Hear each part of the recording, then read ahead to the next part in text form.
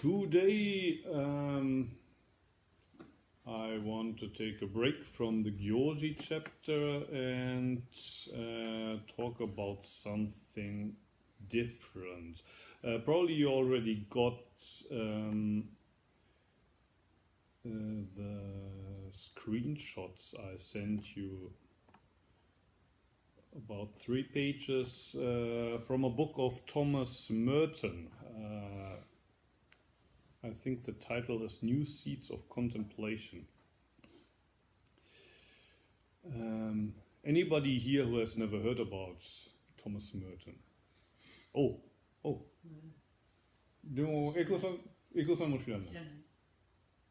So only Edward knows who Thomas Merton is. I'm a little bit surprised because he used to be quite famous in the Western meditation scene.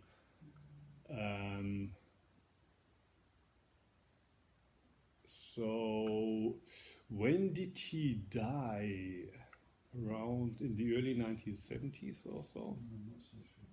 Maybe 76 or so. I'm sure there's a Wikipedia page on Thomas Merton. Well, he's famous because he started out as a Catholic priest.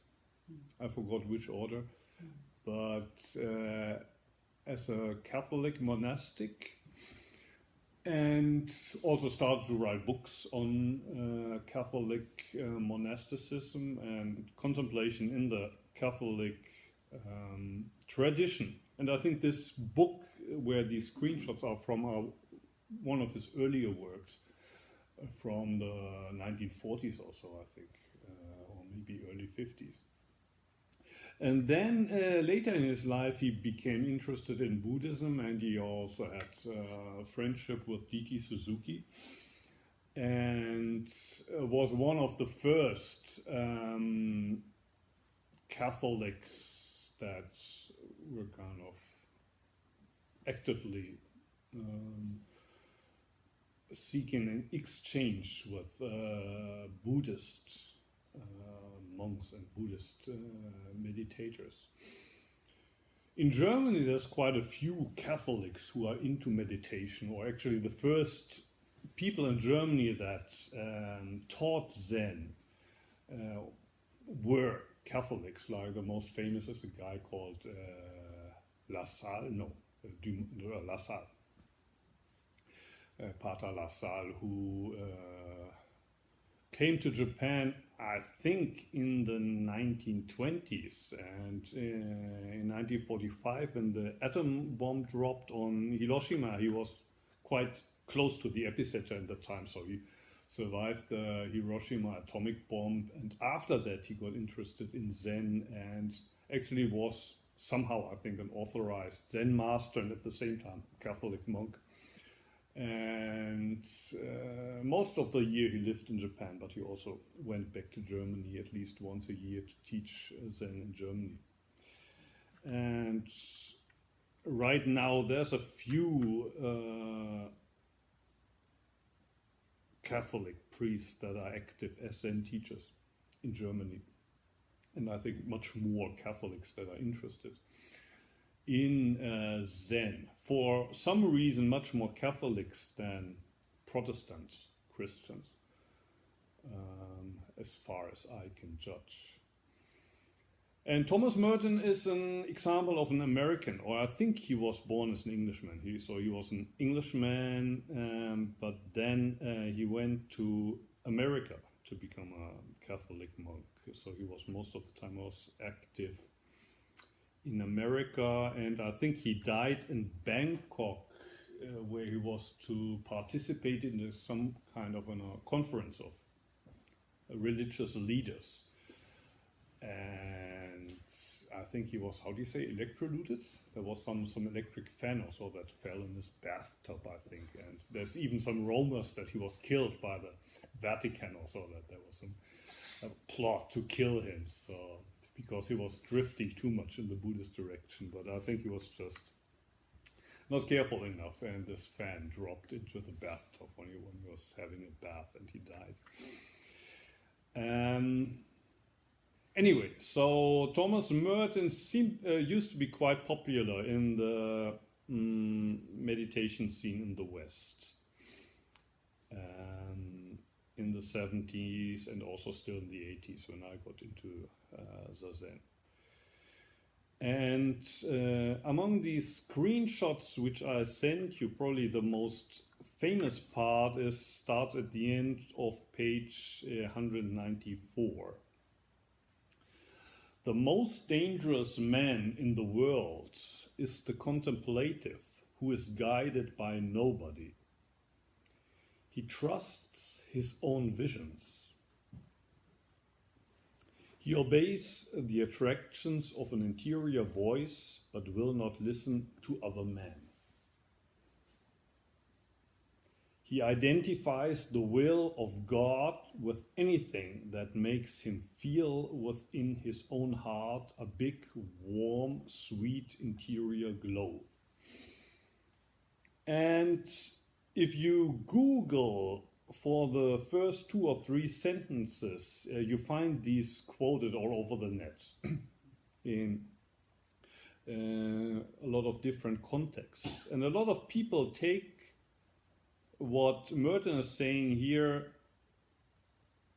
in a positive sense. And I think if you look only at this quote, it actually sounds quite cool what he says here about the contemplative being the most dangerous man in the world, being even more dangerous than, say, Che Guevara or whoever could be there. Because he's guided by nobody, so he doesn't allow anybody to brainwash him. All of us others are brainwashed by the media, brainwashed by commercials, by the internet. But if you become able to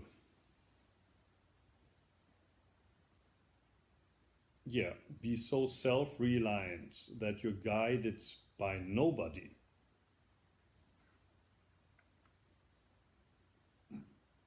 then you become actually the most dangerous man in the world. You trust your own visions. So who is guiding you then? And that's then the third sentence. You obey the attractions of an interior voice. rather than listening to other men. And there is within your own heart a big, warm, sweet interior glow, which you identify with with the will of God. So realize that God is not something out there, far from you, above the clouds, but you discover God in yourself. And it's not just an abstract idea, but you can actually feel the will of God in yourself, and it feels, well, big, warm, and sweet. It's glowing. But then when you continue to read, you realize that Thomas Merton is aiming at something else here, is trying to say something else that at first sight he seems to say. The sweeter and the warmer the feeling is, the more he is convinced of his own infallibility. And if the sheer force of his own self-confidence communicates itself to other people and gives them the impression that he is really a saint, such a man can wreck a whole city or religious order or even a nation. The world is covered with scars that have been left in its flesh by visionaries like these. However, very often these people are nothing more than harmless bores. They have wandered into a spiritual blind alley, and there they rest in a snug little nest of private emotions. No one else can really bring himself either to envy or admire them, because even those who know nothing of the spiritual life can somehow sense that these are men who have cheated themselves out of reality and have come to be content with a fake. They seem to be happy, but there's nothing inspiring or contagious about their happiness. They seem to be at peace, but their peace is hollow and restless. They have much to say, and everything they say is a message with a capital M. And yet it convinces nobody. Because they have preferred pleasure and emotion to the austere sacrifices imposed by genuine faith, their souls have become stagnant. The flame of true contemplation has gone out. When you are led by God into the darkness where contemplation is found, you are not able to rest in the false sweetness of your own will. The fake interior satisfaction of self-complacency and absolute confidence in your own judgment will never be able to deceive you entirely. It will make you slightly sick, and you will be forced by a vague sense of interior nausea to gash yourself open and let the poison out. In order to understand the true value of spiritual obedience, we must be very careful to distinguish between self-will and genuine liberty. This distinction is a matter of great importance because we are called to freedom under obedience and not to the mere sacrifice of all freedom in order to respond to authority like machines. The highest freedom is found in obedience to God. The loss of freedom lies in subjection to the tyranny of automatism, whether in the capriciousness of our own self-will or in the blind dictates of despotism, convention, routine, or mere collective inertia. One of the most common of illusions is that by asserting my own caprices against the dictates of authority, I am manifesting my own freedom. I am acting spontaneously, in quotation marks. This is not true spontaneity. and it does not lead to genuine freedom. It is license rather than liberty. Of course, even this imperfect spontaneity may be in itself preferable to the dead routine of passive conventionalism, but this should not keep us from seeing its obvious limitations. And this is where the screenshots end, I think. And, well, maybe I'll also read the part that comes before the famous quotes, starting on page 192. Far from being essentially opposed to each other, interior contemplation and external activity are two aspects of the same love of God. But the activity of a contemplative must be born of his contemplation and must resemble it. Everything he does outside of contemplation ought to reflect the luminous tranquility of his interior life. To this end, he will have to look for the same thing in his activity as he finds in his contemplation, contact and union with God. No matter how little you may have learned of God in prayer, compare your acts with that little. Order them by that measure. Try to make all your activity bear fruit in the same emptiness and silence and detachment you have found in contemplation. Ultimately, the secret of all this perfect abandonment to the will of God in things you cannot control, and perfect obedience to him in everything that depends on your own volition, so that in all things, in your interior life and in your outward works for God, you desire only one thing, which is the fulfillment of his will. If you do this, your activity will share the disinterested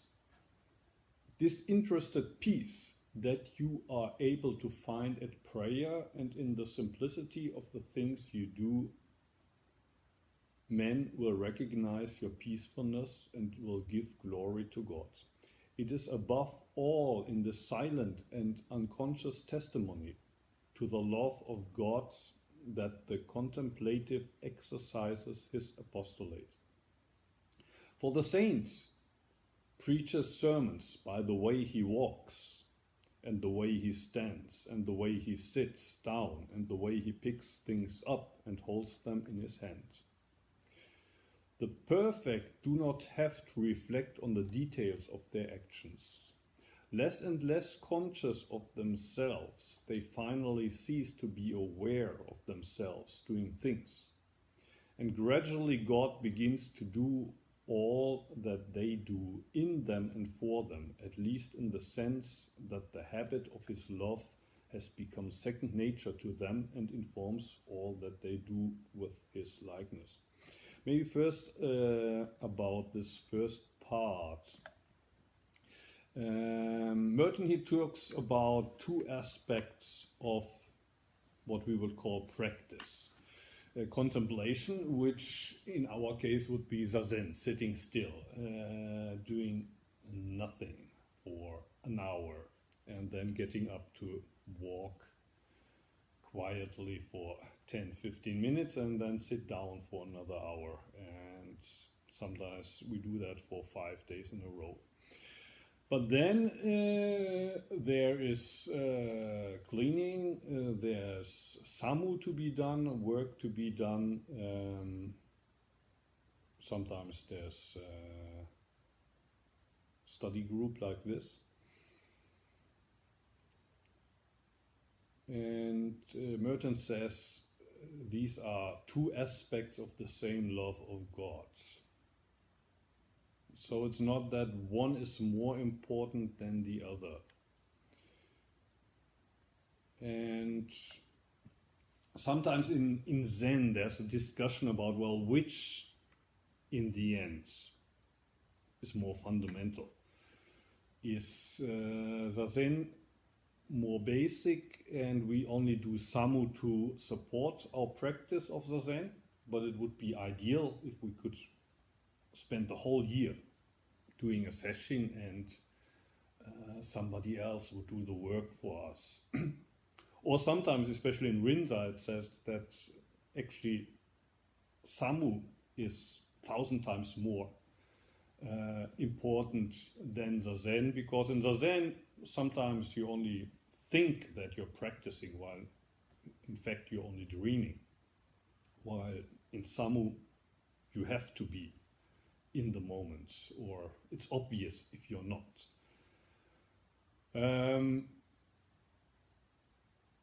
But I think the common understanding in Zen is that actually the 24 hours of the day are practice, and in each moment you do basically what you do. And if you sit, you sit. If you eat, you eat. If you take a shit, you take a shit, and it's all the same practice.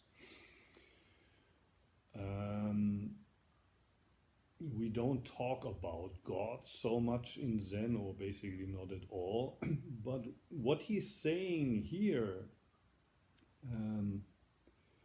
talks about contact and union with God.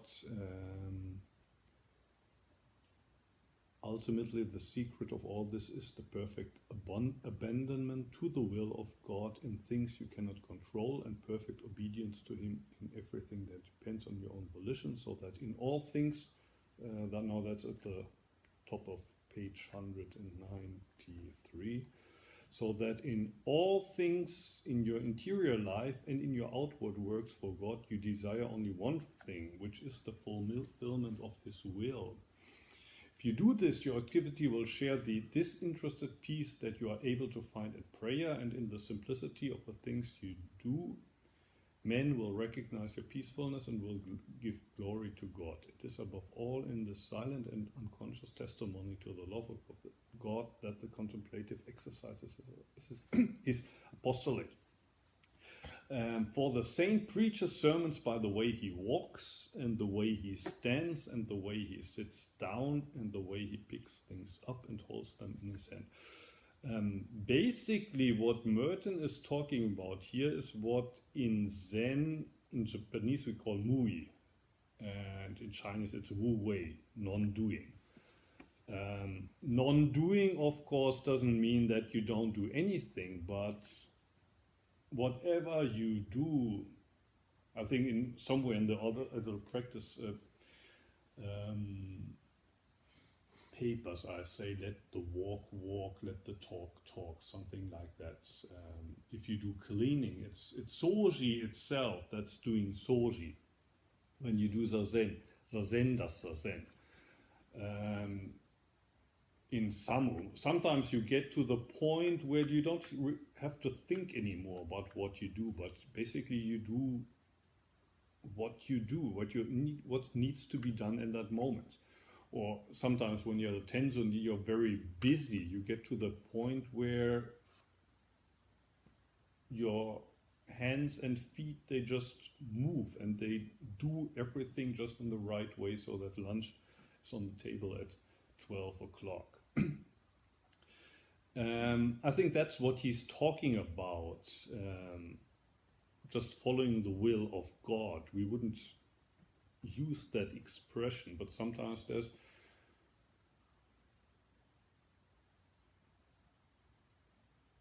this condition where things just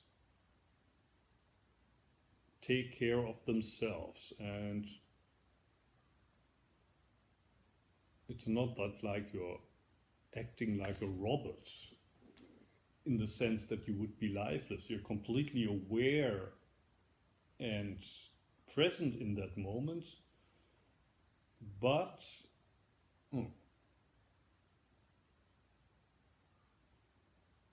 in a way you could also say that there's something else that's taking control of you. So sometimes people, when they talk about mindfulness, they say we live our ordinary lives in this autopilot mode. And what I think they try to say is that when you're in this autopilot mode, is that you're, I don't know what the pilots do in the cockpit when the plane is flying into autopilot. Maybe they're chatting with each other, maybe they're holding a nap. Basically, the computer in the cockpit is taking care that the plane is flying in the right direction at the right height at the right speed. So the pilots don't have to be so aware in that moment. Still, sometimes when I hear this expression that you're living your life in autopilot, it reminds me of this feeling, for example, when the Zen is doing the Zen. It's like sitting the Zen in autopilot, but what is different is you're completely aware in that moment. It's just that you give control to the Zen. It's not that you try to control the Zen. And the same can happen during Tenzo or Samu or Soji, whatever. Obvious examples when you're taking a shit and sometimes maybe you've got constipation. You're doing your best to get it out. But then you just have to let go. In that moment, things take care of themselves. And sometimes in other aspects of life, it works the same. You're trying your best and you make a big effort and you still can't do it. And the moment you let go, you realize, oh, especially like in the Zen, what Dogen Zenji calls Shinjin Datsu, like letting go of body and mind, is a little bit like this moment where you were constipated and then there's this moment of release and something drops. Can happen in the Zen as well.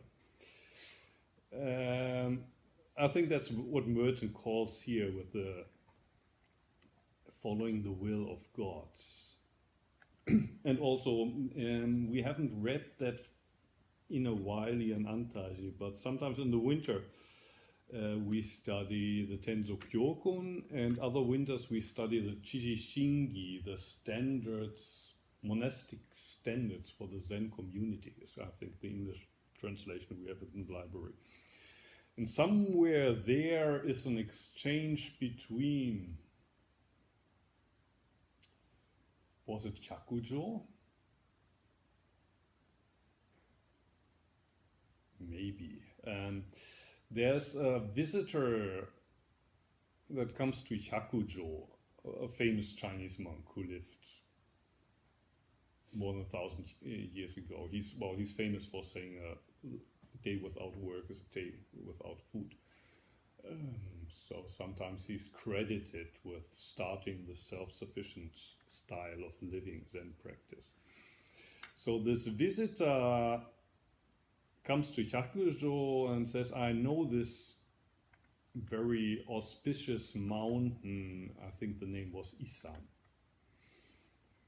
That's the name of the mountain. And if someone would build a monastery on that mountain, I'm sure lots of people would come there to practice.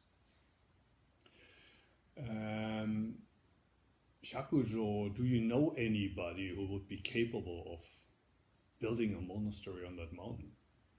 And Hyakujo says, well, how about me? And the visitor says, well, you're a little bit old. Maybe somebody younger than you would be better. And then Hyakujo calls the first monk. And the visitor says, well, can you take a few steps and clear your throat? And the first monk takes a few steps and clears his throat. And the visitor says, no, that person is no good. And next, Hyakujo calls the Tenzo, the cook, and he does the same. And the visitor says, oh, that's the person, that's the guy we were looking for. And the first monk later is then very, angry, or his pride is hurt. How can you judge me and the Tenzo just by having us walk a few steps and clearing our throats? And then Hyakujo says, well, if you say that, let's take a second test. And he puts a vase or something in front of the two people and says, well, how would you call this object without calling it a vase?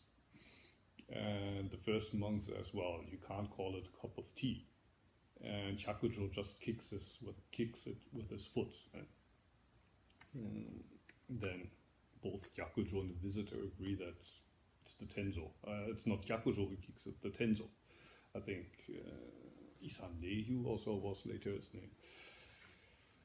Maybe I get the names wrong. But anyway, the cook just kicks the vase all over the place, and he gets the job. So he gets the job of building a monastery on that mountain. So often it's enough to just look at a person, how he sits, how he stands, how he's cleaning the floor, and often the attitude with which a person does something teaches much more than what that person has to say when he's sitting in the spot and gives a Rinko talk or whatever.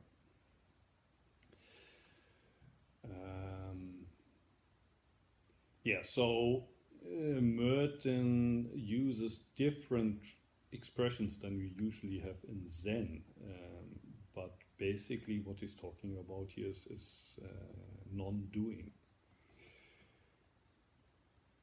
The extreme difficulties, now I'm reading the end at the bottom of page 193. The extreme difficulties that lie in the way of those who seek interior freedom and purity of love soon teach them that they cannot advance by themselves, and the Spirit of God gives them a desire for the simplest means of overcoming their own selfishness and blindness of judgment. And this is obedience to the judgment and guidance of another. A spirit that is drawn to God in contemplation will soon learn the value of obedience. The hardship and anguish he has to suffer every day from the burden of his own selfishness, his clumsiness, incompetence, and pride will give him a hunger to be led and advised and directed by somebody else. His own will becomes the source of so much misery and so much darkness that he does not go to some other man merely to seek light or wisdom or counsel. He comes to have a passion for obedience itself and for the renunciation of his own will and of his own lights. Therefore, he does not obey his abbot or his director merely because the commands or the advice given to him seem good and profitable and intelligent in his own eyes. He does not obey just because he thinks the abbot makes admirable decisions. On the contrary, sometimes the decisions of his superior seem to be less wise.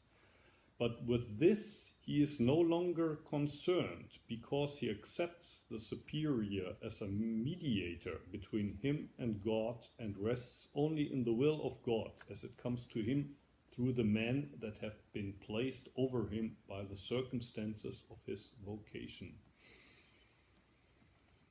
And now this connects to the famous quote about the most dangerous man. It's clear that Merton's idea of a contemplator, meditator is different. That for him,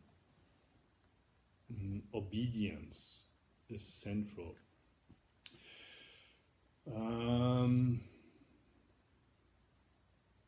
And this connects, for example, to what Dogen says at the end of Shobo Genzo Zuimonki, at least in the edition that we usually read. It's the very last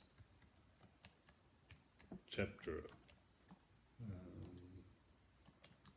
Let me see if I can find it quickly on the internet. As you probably know, you can find it on the Soto Zen.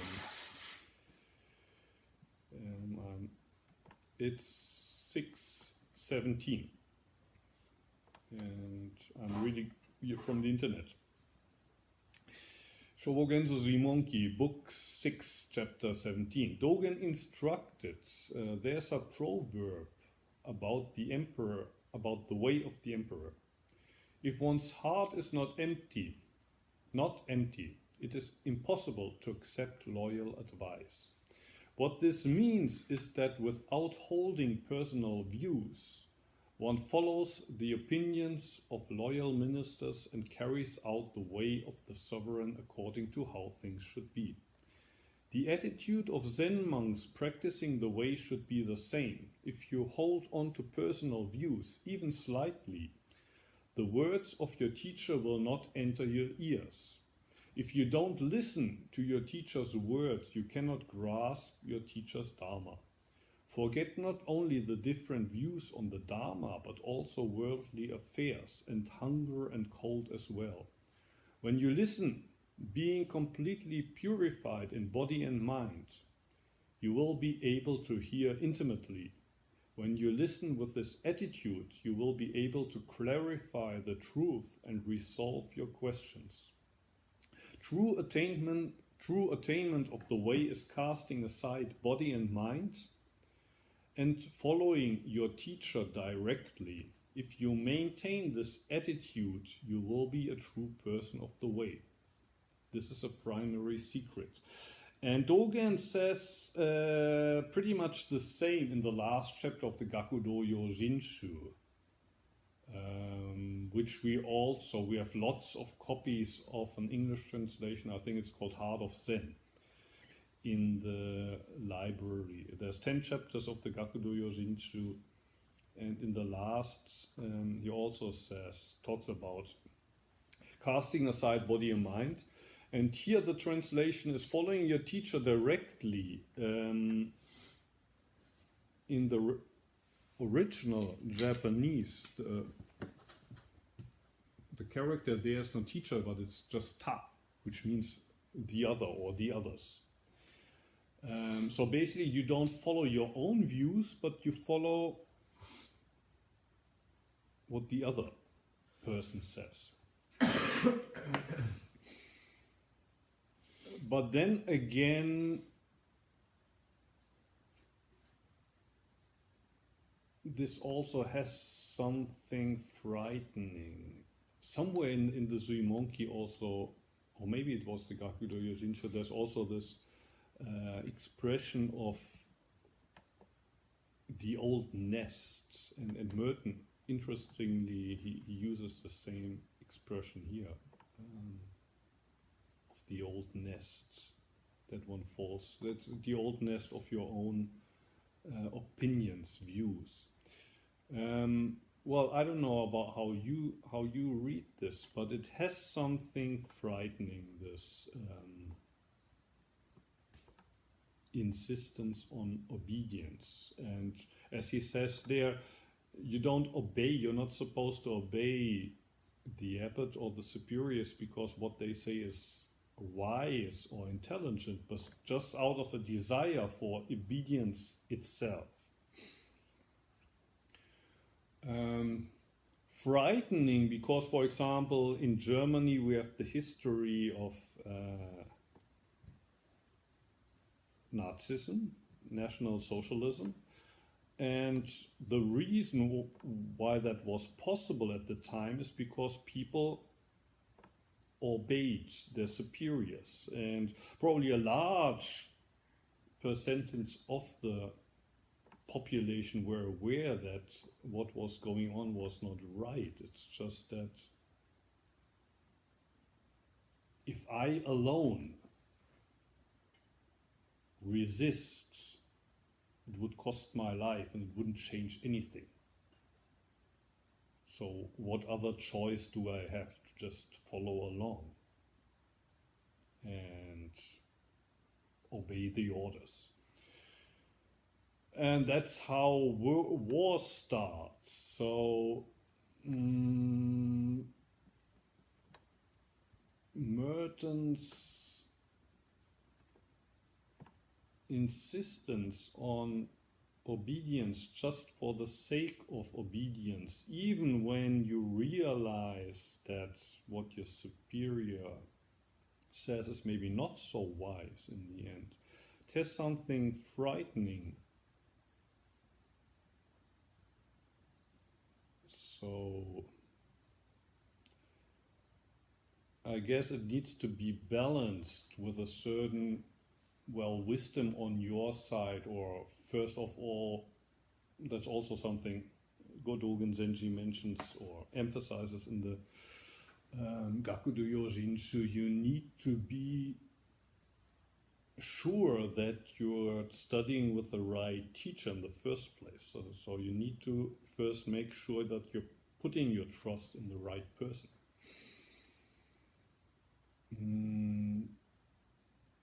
On the other hand, if each time your teacher says something that doesn't really fit with your own personal views, and you get out your yardstick and decide, is this really what I want to do, or is it not what I want to do, you will never finally be able to let go of that yardstick, which practice is all about, to once and for all let go this grip of my yardstick, and this is what I think is right and what I think is wrong, and this is what I want to do. If you don't let that go,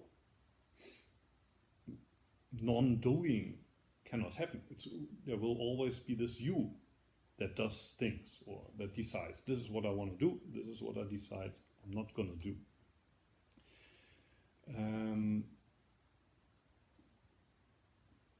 You need at one point to let go of that, and if you have the guidance of another, it makes it much easier.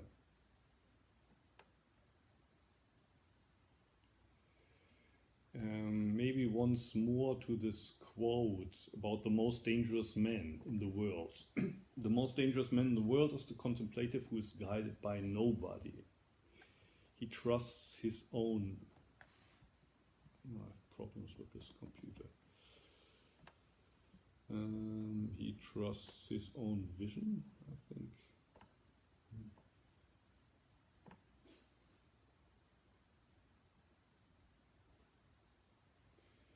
He trusts his own visions. He obeys the attractions of an interior voice, but will not listen to other men.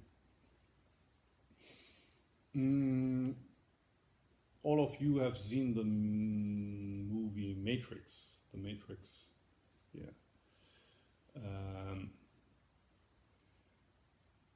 I saw it, probably was not so long after it came out, at the end of the 90s, in a plane from Japan to America, so I wasn't so focused and I was tired. But the beginning I found interesting. I got bored when all these kung fu scenes started. But the beginning, this idea that you're living in a reality that's not really real. What you think is reality is not really real. You're living inside an illusion. It has something, it has parallels to lots of religions and philosophies, but there's also this parallel to Buddhism, that you're basically living in an illusion. Sawaki Roshi also talks a lot about this group paralysis, where we're living in this illusion that we share with everybody else. So there's this guy, I forgot the setup, but at one point he has to choose between two pills, a red pill and a blue pill, and the red pill will make him wake up from delusion, and the blue pill will make him forget everything that happened, and he's gonna go back into this illusion. And I think they even tell him that he might be even happier if he returns to illusion, takes the blue pill and returns to delusion, but then he decides to take the red pill, and he sees that he had been a slave to, well, the Matrix, basically. And the Matrix we could identify in Buddhism with delusion. He had been a slave to his delusions until then, and he wasn't even aware of that. He thought he was in control of his life when in fact he was a slave. But then he wakes up, but he sees that all his fellow men are still in the illusion, trapped in delusion without realizing it. What I found a little bit, how do you say, well, missing in that movie was, well, I talked about that also on YouTube, but I think only in German a couple of weeks ago. 10 years before The Matrix came out, there was a movie with Schwarzenegger called Total Recall. Do you know that? Which is, well, it's a Schwarzenegger movie, so there's a lot of also action and fighting going on. What I loved about this movie is there's also this setup. There's this guy totally brainwashed and thinking, well, living an identity that's not his real identity. And at one point he wakes up to this fact that, or well, at first he just thinks, I need to go to Mars, to the planet Mars for some reason. But then he realizes the woman that he thought was his girlfriend is not really his girlfriend, it's an agent that's basically spying on him. And he was trapped on Mars, not on Mars, on Earth. For some reason, people didn't want him to go to Mars. And when he goes to Mars, he meets his former friends who are basically rebels on Mars. They're fighting the system. They're fighting the people on Earth that try to colonize and control Mars. So he was one of the rebels on Mars that fought for the independency of Mars. He meets these friends again, and they somehow they remove this whatever was plugged into his head or whatever. They succeed in removing the brainwashing process. So he's basically in that situation where he has taken the red pill and he's woken up, he's seen through the whole delusion and he's back into his real self. But then there's this interesting turnaround when I think he gets, I forgot the details, but he gets caught again by these colonizers from Earth. And hey, don't you remember who you are? Oh, I see, these guys, these rebels on Mars, they brainwashed you. They made you think that you're one of these rebels. Why don't you sit on this chair and we remove that bug that they put into your brain? And then, so basically Schwarzenegger is in that situation where it's not clear anymore, is the red pill the real pill, is the blue pill the real pill? How can I be sure that the first brainwashing was actually a brainwashing, or maybe the second brainwashing, when I thought that I woke up from the brainwashing, maybe that was the actual brainwashing. So what I would have wanted in the Matrix movie is that at one point this I think Neo character and all his friends should have asked themselves, oh, maybe we are the guys who are living in the illusion.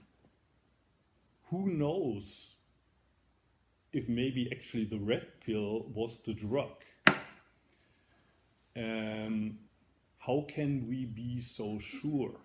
And that question is especially well relevant today. And in the end of the 90s, kind of terrorism wasn't a big topic yet, but until after 2001, being a minority that's fighting for the independence of your state or your group, whatever you are. In the 80s, in the 90s, that was still cool, but today you have the Islamic State, or I think they have a hard time now, but Islamic State, I think, attracted especially these people who thought we don't want to be slaves anymore of global capitalism and the rule of the Christian capitalist Western world. We want to fight that system. We want to fight this global matrix. But from the outside perspective, well, they are the ones that are brainwashed. But from their perspective, we will live in global capitalism, we are the ones who are brainwashed. And at the end of the day, it's hard to tell.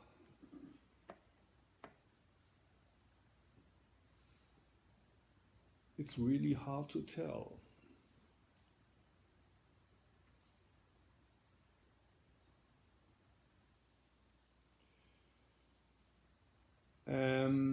Anyway, Merton warns here against trusting your own visions and nothing but your own visions. I mean, Dogen Zenji also in the Zuimonki warns against following the, well, the ideas of right and wrong that people in the world have. But then the question is, well, what do you follow then? If you're also not supposed to follow your own ideas.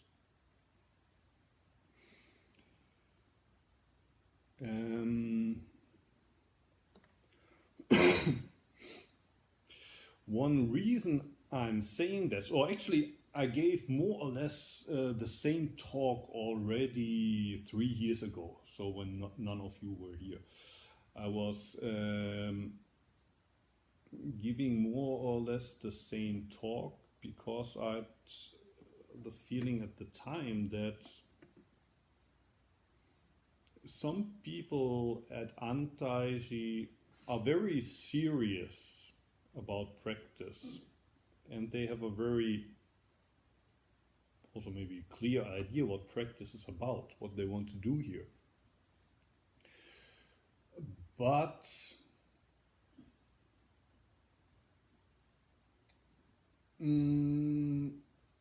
sometimes it's just a little bit off.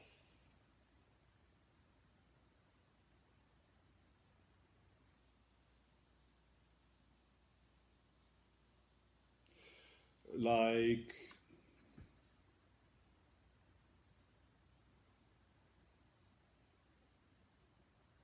there's this type of practitioner who want to meditate as much as possible. And in Antaiji, you have these 1,800 hours of Zazen, so that's great. And during the winter, when there's no Samu, they would maybe also sit in their room and meditate by themselves. And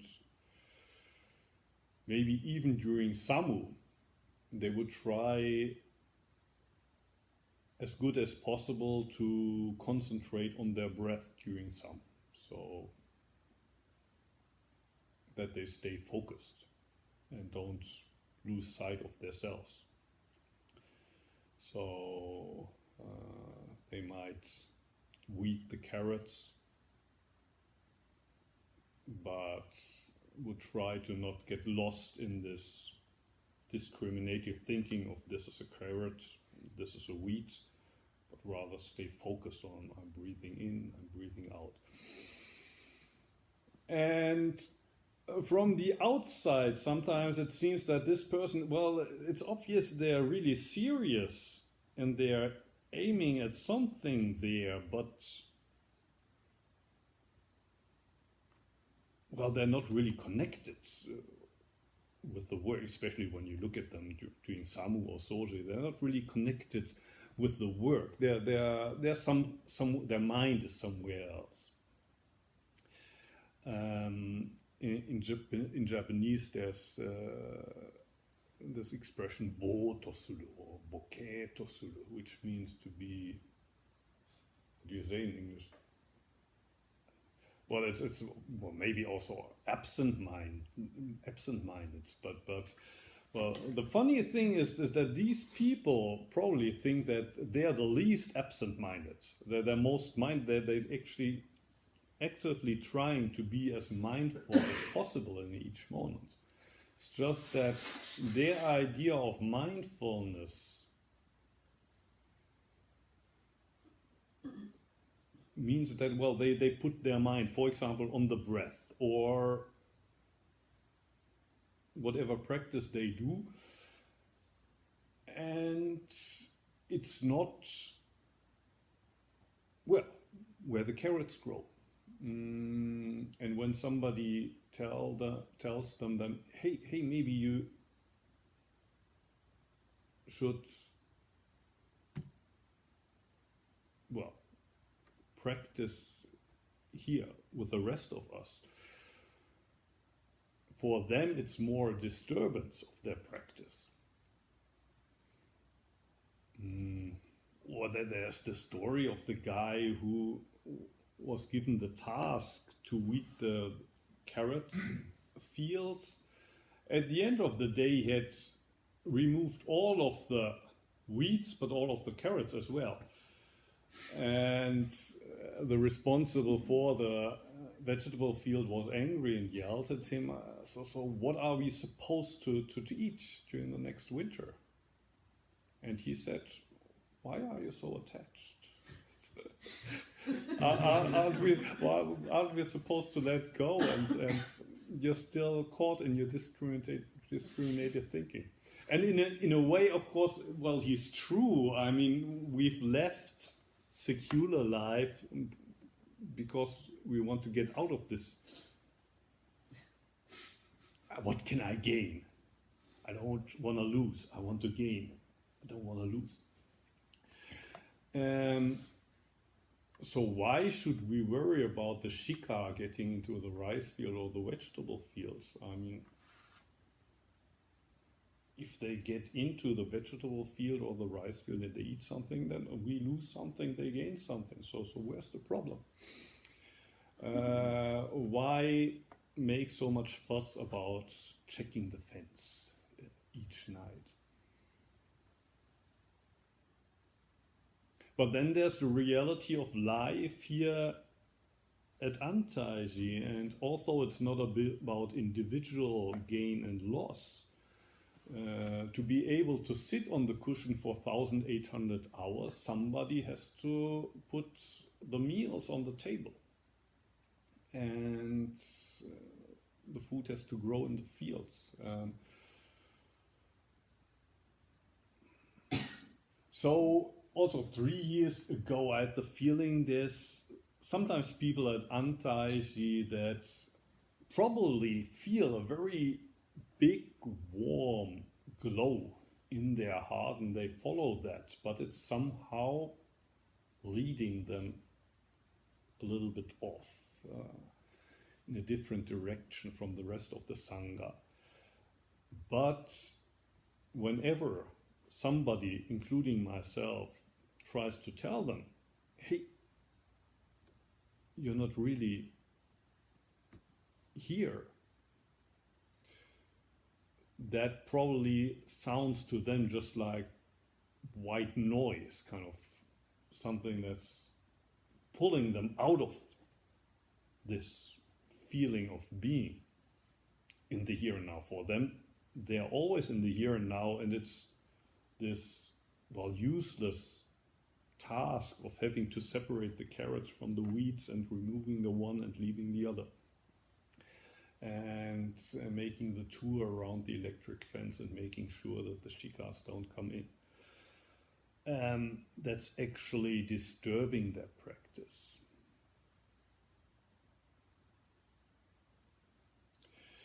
There is a person that probably none of you, or maybe Eko-san wa Koike Ryunosuke-san wa kita koto aru. Eko-san knows him, but I doubt that the rest of you have heard about him. Well, in Japanese, or in Japan, he's quite famous in the spiritual community. Tsuki o kaite, koko wa,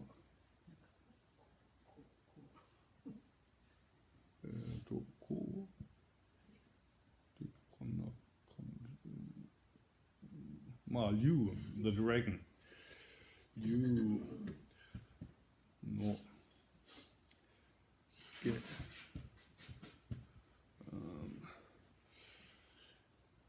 I'm not quite sure how old he is now. He's younger than myself, and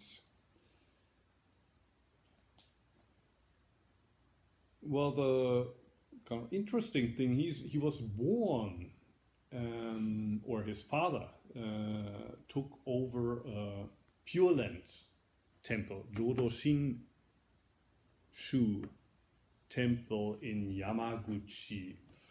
And so as the son of the temple priest, he was supposed to take over that Jodo Shin temple, which he was also going to do.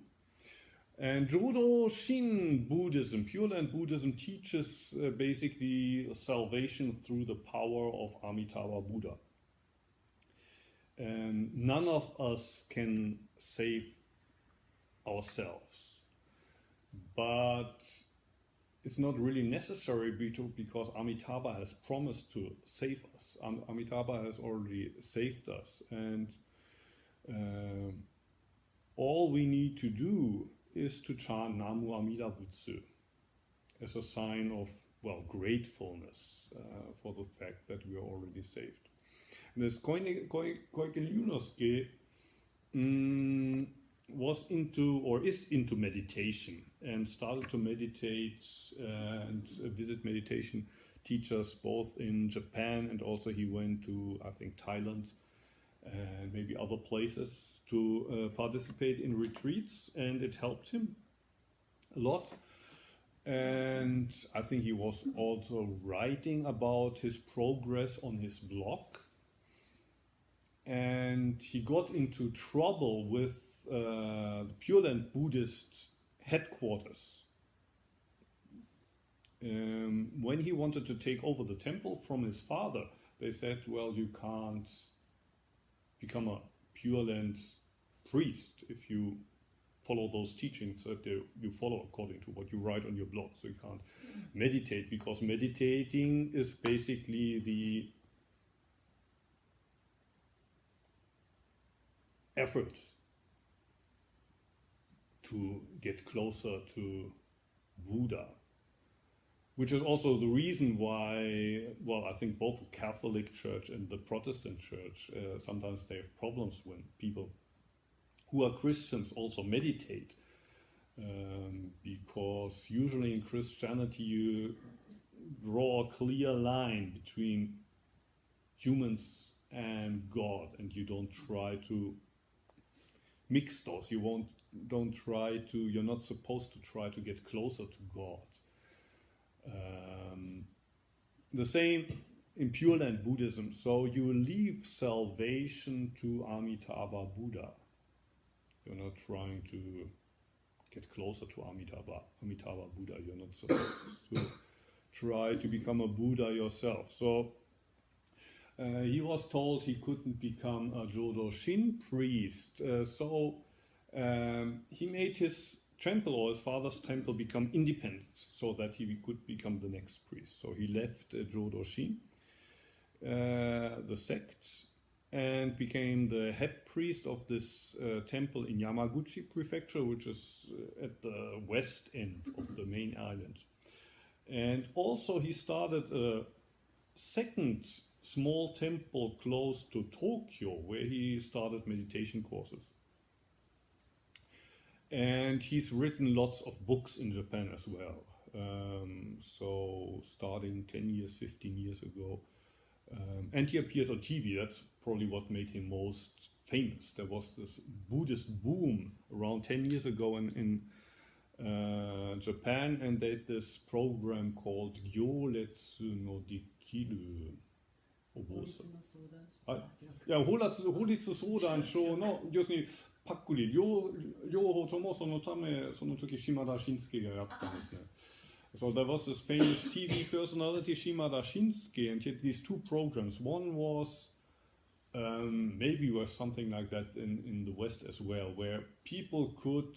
There were 3 lawyers or 4 lawyers, and you could ask them questions, and each lawyer would about law or something, or divorce or whatever, or traffic accidents. And each of the lawyers, usually what made the program interesting, each of them had totally different opinions about who is right and wrong in that case. So basically there was a case that's presented, and people first, there's some how do you say, well, in Germany we call these prominente. What would be in English? Prominence, the word in English. Prominence? Well-known. Well-known people, like celebrities, kind of. Okay. Celebrity kind of people. They kind of discuss about that, and then they ask the lawyers. Usually it's kind of right or wrong or whatever, and usually 2 of them say right, 2 of them wrong, and then everybody's surprised. Well, how why is that? Whatever. That was one of these programs, and the other one was the same with Buddhists. It started later, or Buddhist monks, like where people could ask questions about, well, either Buddhism or life in itself, and there were 4 or 5 Buddhists that would give their point of view, and he was one of these.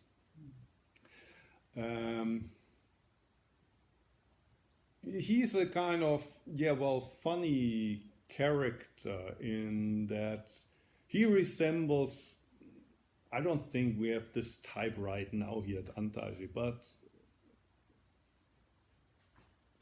this type of practitioner that also comes to Antaiji, very serious, very also introverted.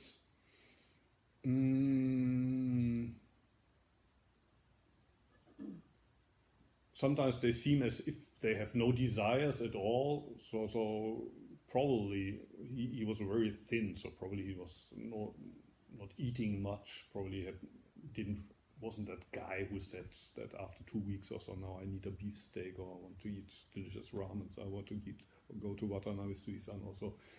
Rather the kind of guy who on a Hosan, if he has time, would sit in his room alone and meditate for an extra 2 hours or so.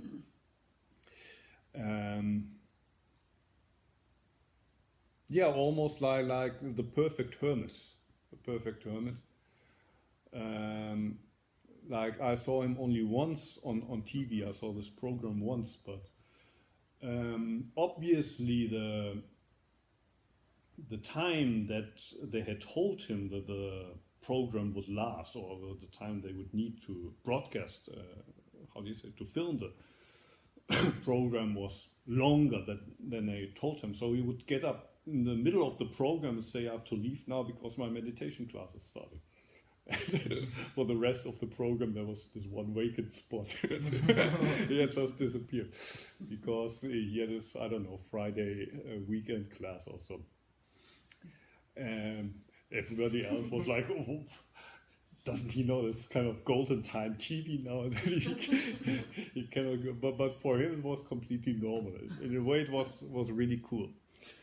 And last year, at some point last year, he says, he was a monk already in the, or he was acting as a priest in his temple, but he says, well, I'm gonna leave home once more. So I don't know what he did with his temple in Western Japan, but I think he tried to sell this house that he had in Tokyo, and he stopped his meditation classes, and he was basically living like a homeless, just traveling barefoot around Japan and living in a sleeping bag. And I didn't read these books, but there was one book that he wrote with the title Gedatsu Sunzen, which means just before final nirvana. Gedatsu is kind of the liberation, final liberation of the Buddha or nirvana. So one step before nirvana. And according to the internet, according to people who know him well, he was saying at the time that he would need a minimum of 1 year, a maximum of 7 more years to attain final nirvana. So he was basically entering the last stage of his spiritual quest. I'm not quite sure how old he is now. It's probably in his early 40s at the time, so around 40. He was acting as a teacher around the age of 30. For 10 years he was acting as a meditation teacher, but then he quit that last year to enter this final stage. And again, according to people who know him, he said that if you have the complete deluded person, and that's the 0, and Buddha would be 100, then he at the time located himself at 90 or so. So he was on a scale from 0, deluded person, to Buddha. He was at stage 90, and he thought, I need a maximum of another 7 years to climb this last 10 steps on the ladder. And now that was a little news in Japan, in the spiritual community, that around 2 weeks ago or so, he called his former publisher and tried to reach out to his former students, saying that, well, basically I was wrong. I fooled myself. I'm probably not going to become a Buddha during this lifetime. And I'm not gonna teach meditation anymore. All I want to do for the rest of my life is maybe, well, live together with a partner and take care of my parents in their old age. And I think he said something.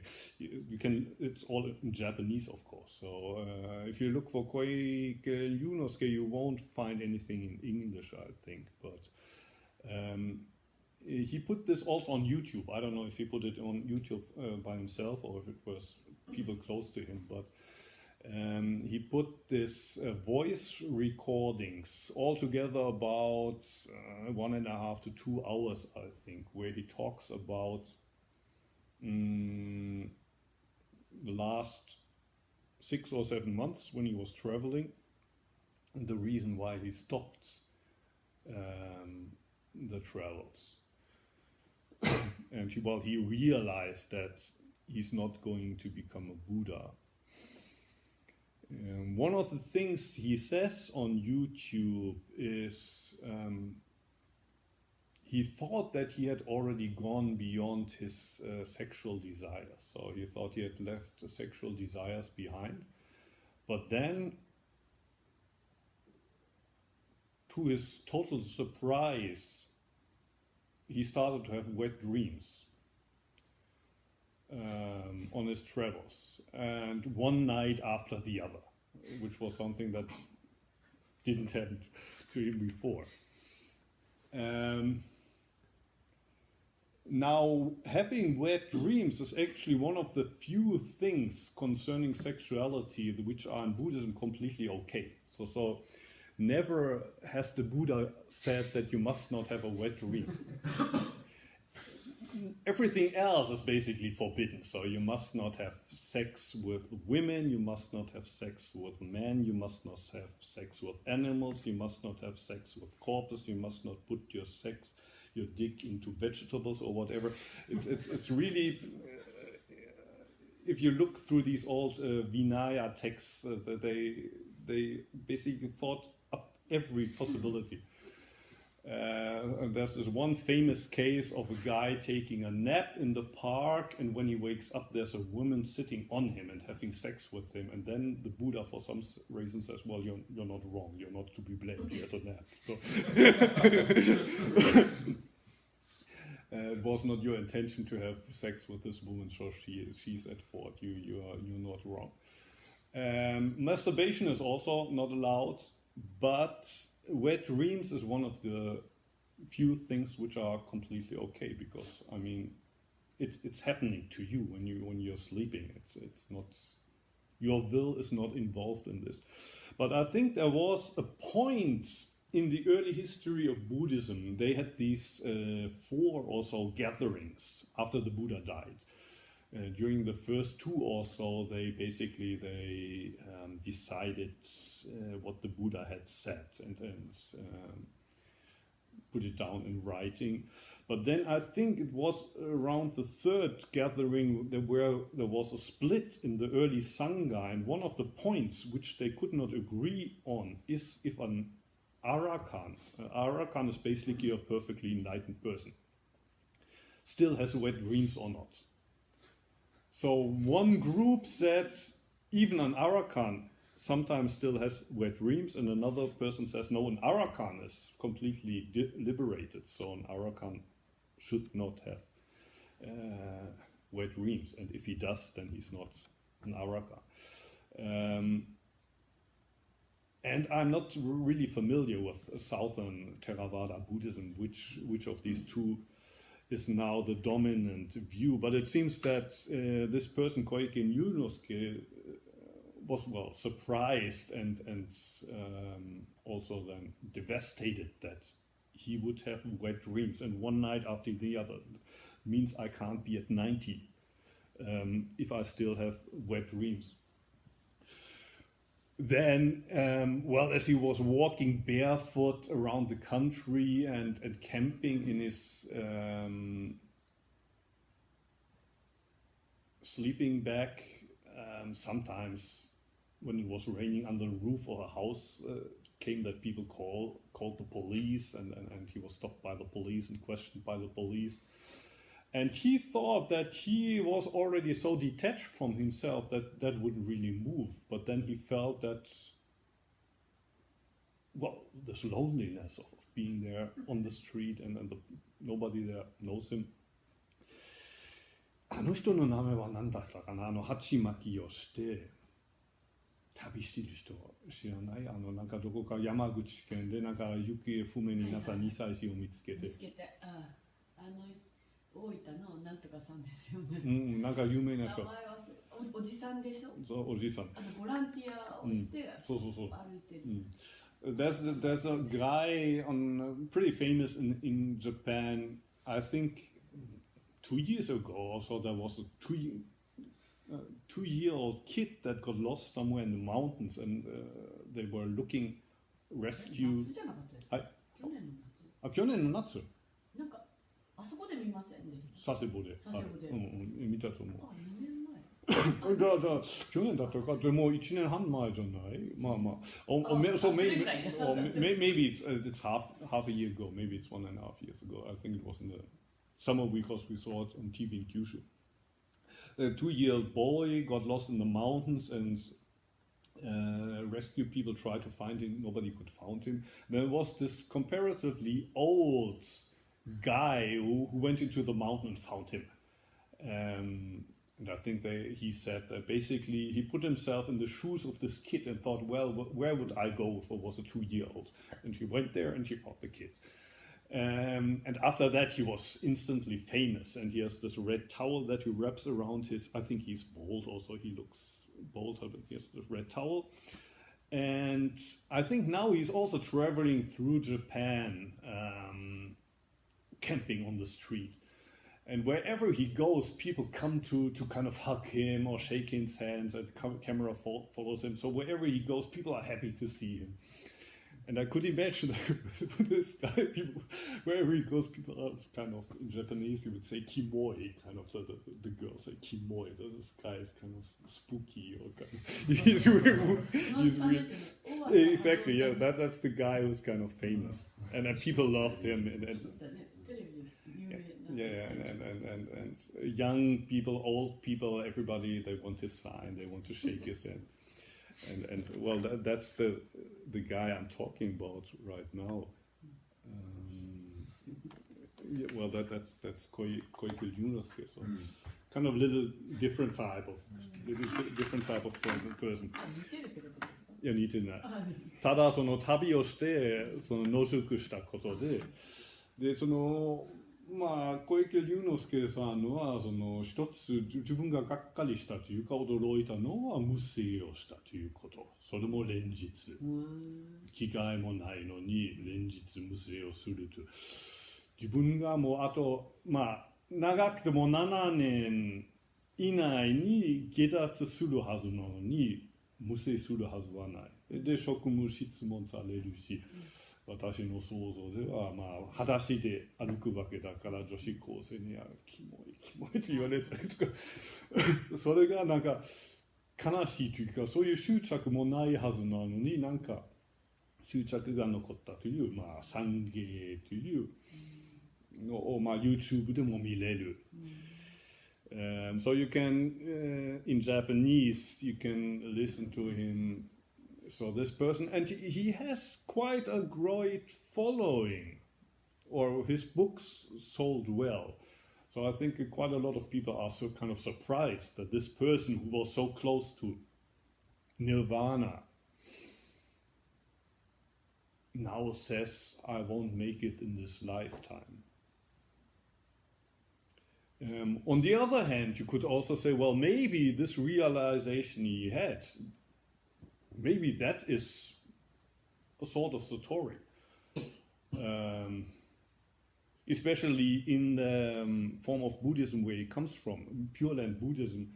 Pure Land Buddhism starts with that realization, I will never become a Buddha. That's why Amitabha Buddha has promised to save me. If I could become a Buddha by myself, there would have been no reason for Amitabha to save all living beings. But Amitabha Buddha has, especially for myself, who will never be saved through my own efforts, made this vow to save me. So in Pure Land Buddhism, this realization that I will never make it is already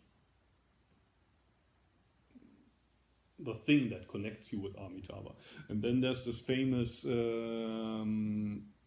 section in the Genjo Koan, the first chapter in some editions of the Shobo Genzo, where Dogen Zenji says to awaken to delusion is what makes you a Buddha. Mayoi o daigo suru wa shobutsu nari. Buddhas are those who realize that they are deluded. Not the ones that realize that they have no delusion, but the ones that realize they are deluded. Those are the Buddhas, whilst the ordinary people who delude themselves into thinking that they're enlightened. Go o daime suru wa shujo nari. Again, you could draw a parallel there. That's maybe it's those who think they've taken the red pill and now they see clearly that are actually in delusion. And those who are totally aware of their delusion but are able to live with it are actually maybe the awakened ones.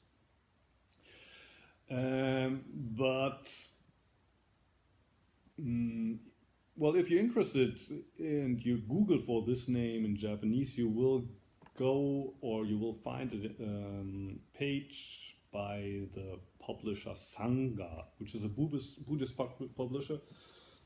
They have published several of Koike's books. They have also published 3 of my books. And one of the editors there relates of how he got a call in the middle of March from this Koike. And, well, Koike then says, sorry, I was, well, basically, I was lying to you when I said that I'm close one step to nirvana. I realized actually I'm far away from nirvana. So in a way you could say that realization is a good realization, but what I found strange in there is what the editor said is that when Koike talked to him on the telephone, he said, I thought I was already at 90 and I had only 10 more steps to climb so that I get to perfect nirvana. When we first met a couple of years ago, I was at 28. And last autumn I thought I was 90, but actually what I now realized, I'm still at 30. Which for Koike is probably a big, well, surprise, and then a reason for this, in Japanese it's called sange. How do you say in English? In German we would say Beichte or Reue.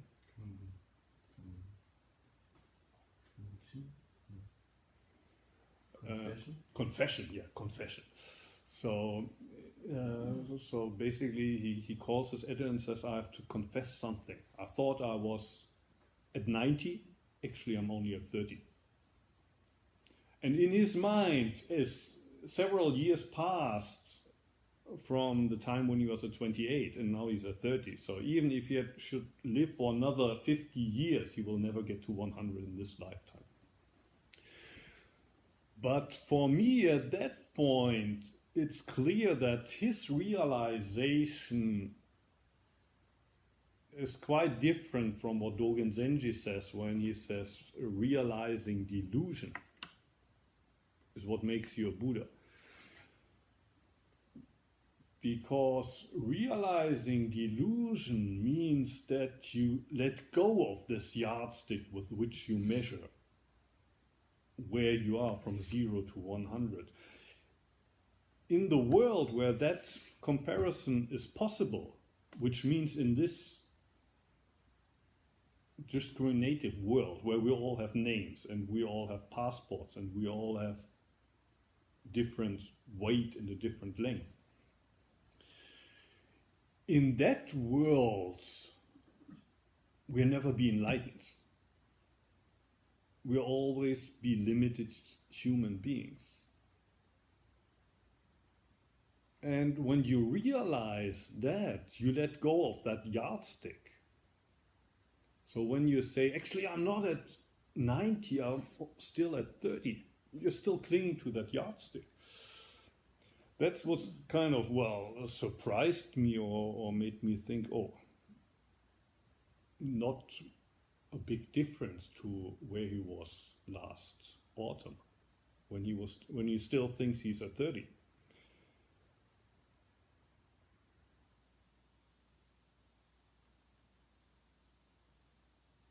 It's just that when we have this realization of being deluded and being deluded for the rest of ourselves, the important thing is someone has this realization. This realization is coming from somewhere. And this realization itself is beyond comparison. And this realization cannot be measured with this yardstick from 0 to 100. The moment you realize, I am deluded. I am this deluded person. I am this muho with all his failures and with his desires and everything. But the person who realizes this is also at the same time beyond. So that's kind of what, well, surprised me about Koike, that he still well, obviously attached to the idea that, well, he's somewhere there in the 30 area.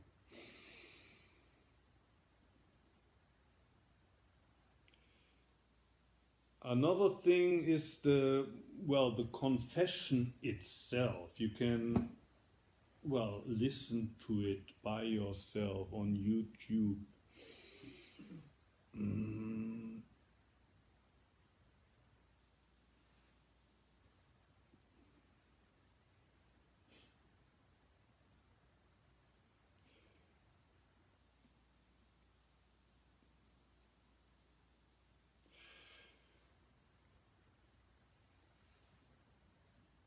Me personally, so when I listen to what Koike has to say,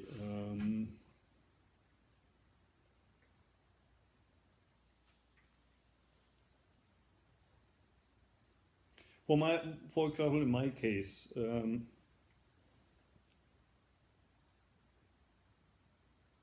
especially during the first years after I started with Zen practice,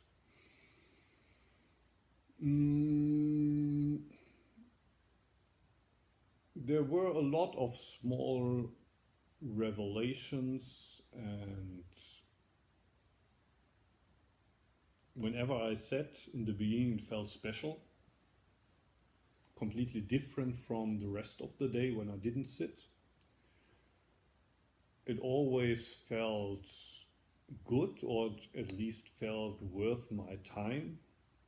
I never regretted to sit, and it never felt as if it wouldn't make a difference. It always made a difference. And I felt as if I made progress.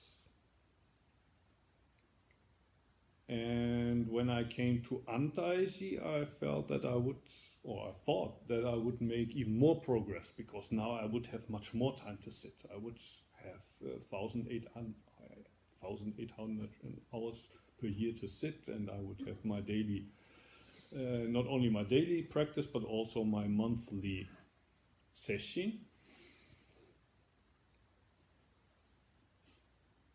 And again,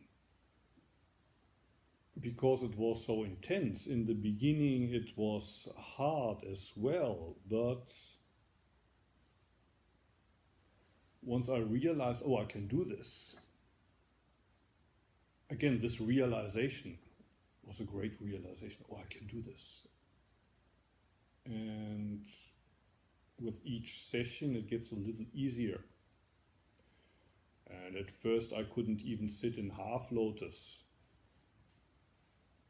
Even in the Burmese posture, moving around, but then at one point I can sit in half lotus, and then eventually I could, at least during the 4 hours during the day, I could sit in full lotus.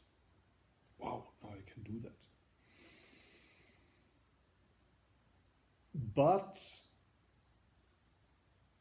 what was missing was, this great breakthrough, the answer to all the questions, this final thing that I came for. There was little steps forward, but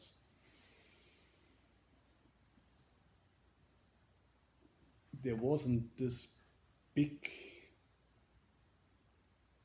breakthrough, becoming a Buddha,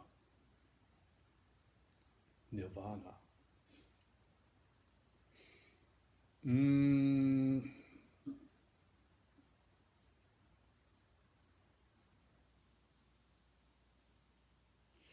But then, there's this episode that I often talk about, dying on the third day of the session.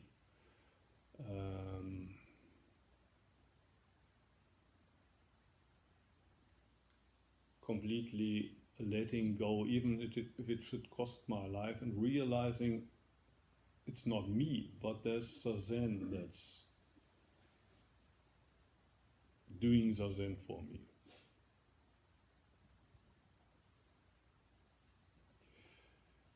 And around that time,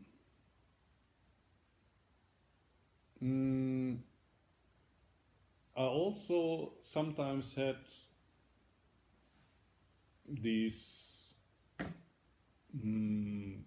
revelations or periods that remind me of what people tell who have participated in Naikan retreats. Do you know about Naikan? No. So I think in Jodo Shin Buddhism, in Pure Land Buddhism, usually they don't meditate, but there's this one meditation style that was invented or developed by Pure Land Buddhists. I think what they do there is they put you into separate rooms or put you into a corner of a room, and you have a, how do you say that? Partition. Pardon? Partition. Partition, yeah. So basically you're isolated for several days, and you're told to focus on maybe on the first day from when you were born until age 4, and then from age 4 to age 8, from age 8 to age 12, and so forth. And during that time of your life, you're supposed to focus on the question, what have my parents, my mother and my father, done for me? What have I done for my parents? And what have I done that have caused my parents trouble? What in Japanese would be meiwaku. So what meiwaku have I caused for my parents? And what good have I done for my parents? And what good have my parents done for me? And one question that you could also ask, but which is not asked, is, well, what meiwaku have my parents caused for me?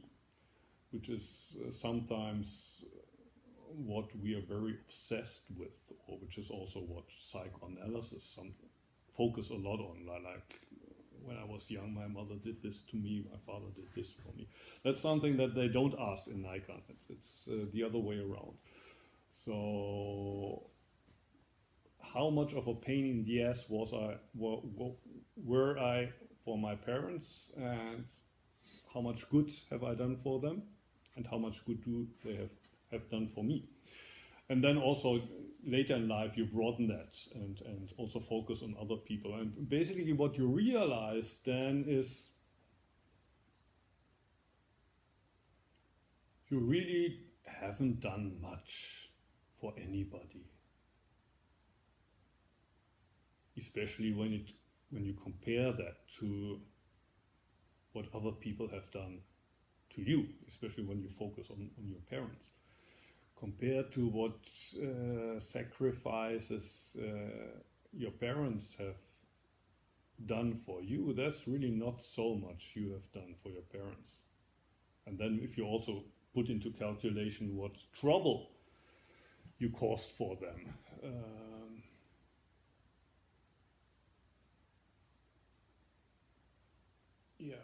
you're really ashamed.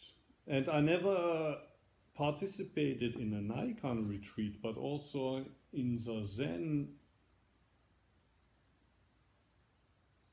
when you realize, or when I realized, wow, I'm sitting here.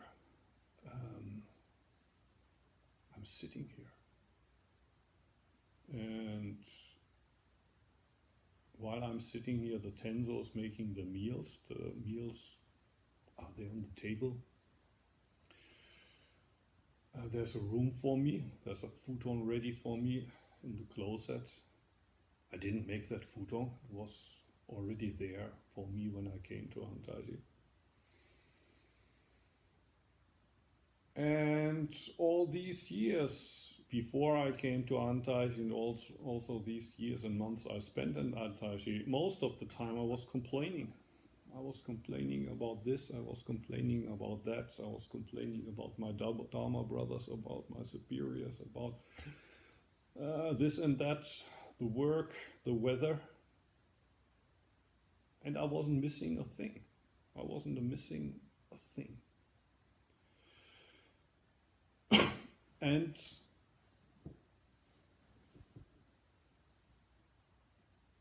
at that time, I felt like I wanted to confess, but I never confessed that I would kind of, well, go on the internet or actually call somebody and say, hey, I've been lying to you. It was not me who was doing the Zen. The Zen was doing the Zen through me.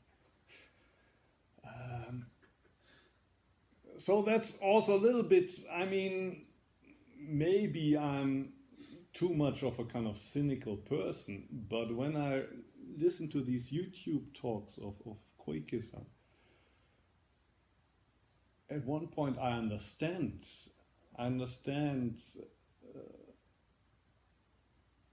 or I think, at least I think I understand where he's coming from and what happened there.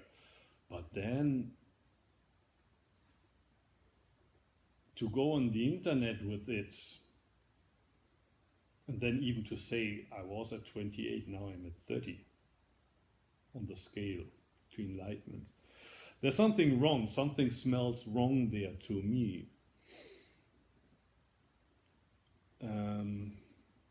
Probably I think Sawaki also said that somewhere in the quotes that we read in the winter, kind of a confession can also sometimes be like some kind of makeup that you put on a show by saying, oh, I'm such a bad person, I'm such a bad person, I'm such a bad person. But you don't really think you're a bad person. Hey, look at me, what a good boy I am, saying that I'm bad. I'm so sorry, I confess.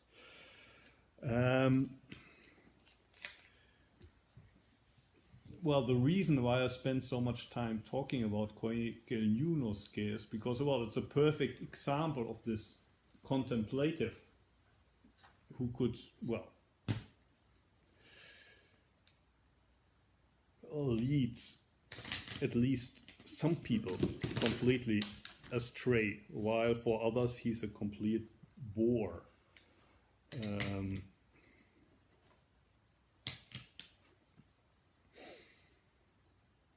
The koan for us who are sitting here right now is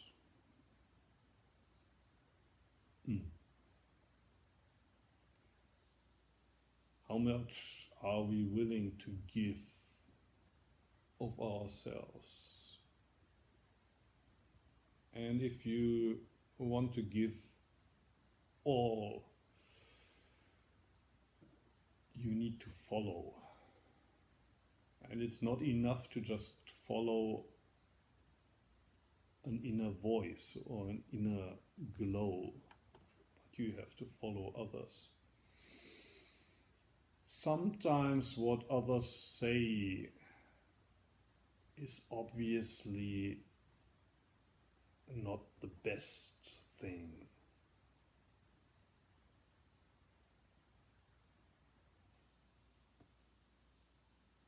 Even in such a case, sometimes, if it's not so bad, if it's just that it's not the most, say, intelligent way to do the job, you can still say, okay, let's do it like that, and just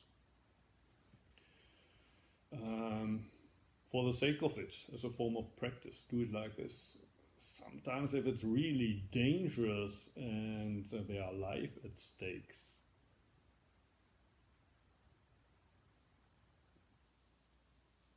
you also have to let go of this idea of unconditional obedience and say, hey, maybe this is dangerous. On the other hand, I think we shouldn't delude ourselves into thinking that, well, we are the ones who have taken the red pill and we know exactly where we're going and whom to follow, basically our own idea, what is right and wrong. Okay.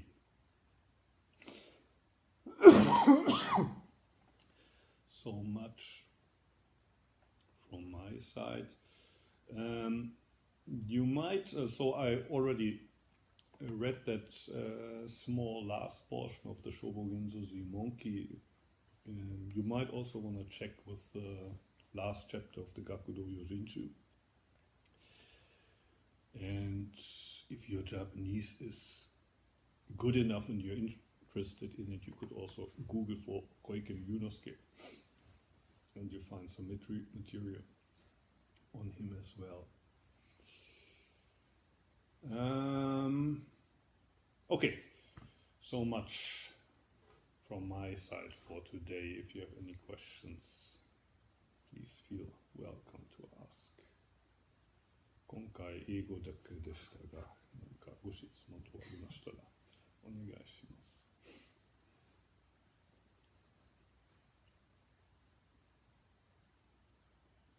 はい。You mentioned there was something you picked up on 3 years ago with the Sangha, which is why you chose to Yes. give this talk. Was there something specific now that you picked up on that you chose to do the same?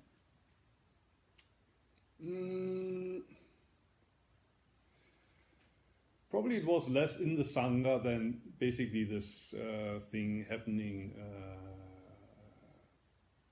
Koike Yunosuke topic coming up. So probably you never heard of him, but as he's a trade name in Japan, so that's something that came up. So a lot of people right now on Twitter or in the internet are kind of discussing, well, what went wrong, or did anything went wrong? Maybe that was actually a great realization. As I said, you can also interpret that as a huge realization. I'm a deluded person. But it applies, I think, to a certain degree also to ourselves. I mean, we're here for practice, and even though we might not call it nirvana, I mean, we have some goal or some idea what we want. For example, well, the state of non-doing. We want to practice non-doing. But how do you do that? And right now, among the four of you, I don't see that type, but in the past,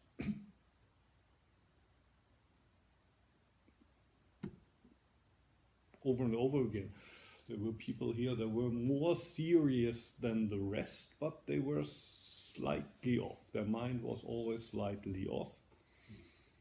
And I had the feeling they were in Antaiji mainly because it was convenient for them to practice here, because, well, they had this minimum of 1,800 hours and they had 3 meals a day.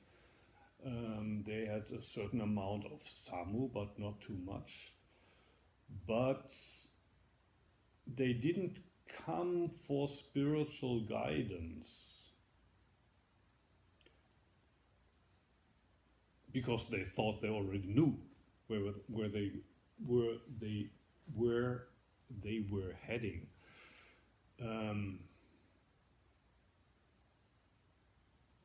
Which in a way is kind of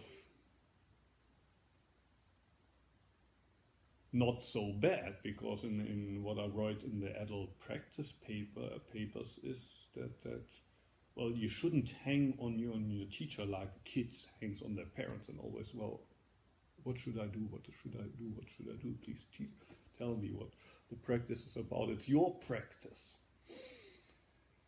It's your practice.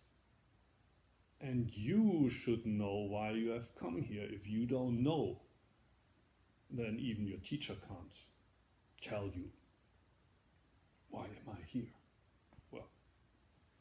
if you don't give that question, if you don't give the answer to that question, who's supposed to answer that question? On the other hand, if you don't have ears to listen, and that's sometimes that happens, that people are so sure that they know what they want to do, and they are so sure why they are here. They already have that question answered in their mind that you can't even reach them anymore.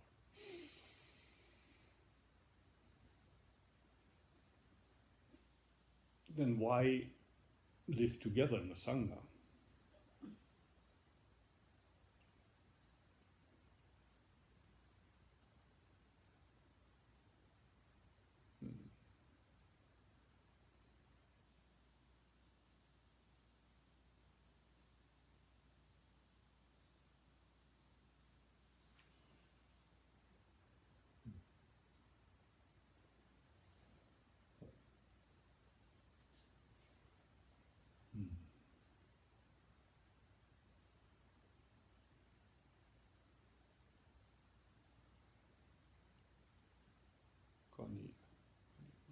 Any other questions?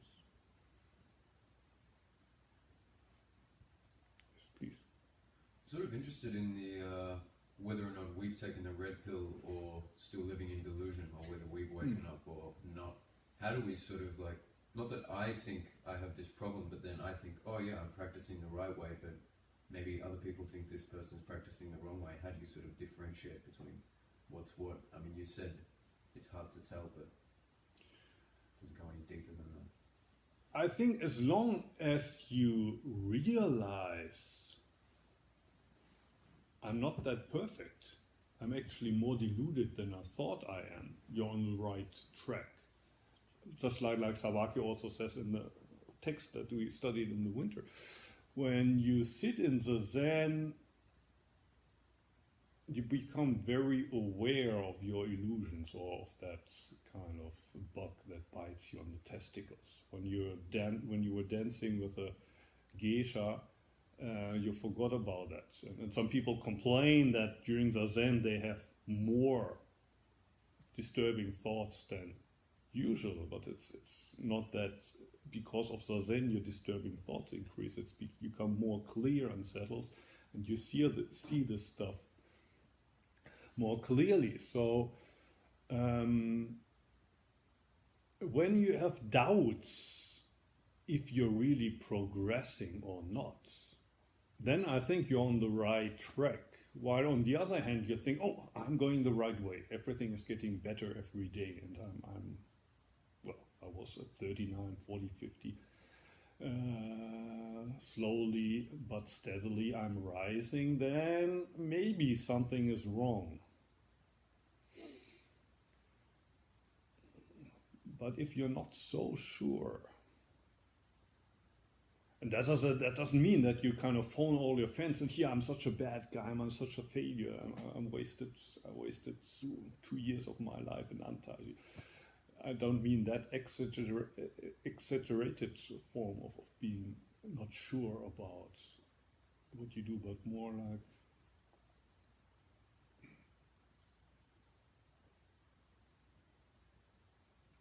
that's kind of what I found a little bit strange with the Matrix film. These red pill guys are too sure about themselves, too sure that they know the answer. And with Total Recall, well, in the end, Schwarzenegger also seems to be sure that, well, he belongs on Mars, but there's still room for doubt there, and that's what I like about this movie, that maybe actually he was brainwashed, just like people get brainwashed into ISIS, and they think that, well, ISIS is fighting for the right cause, but maybe one day they wake up from that dream. Or we are the ones that are brainwashed, and maybe in 50 years we're all Muslims, and we think back about that time I was brainwashed into Zen Buddhism sitting there in Antaiji and thought I had all the answers, but now finally I'm here, and how do you say, up to Allah or whatever.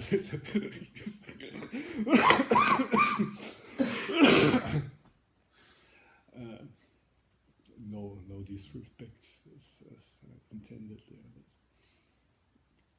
Yeah, as long as you have doubts, I think you're on the right track. Hmm.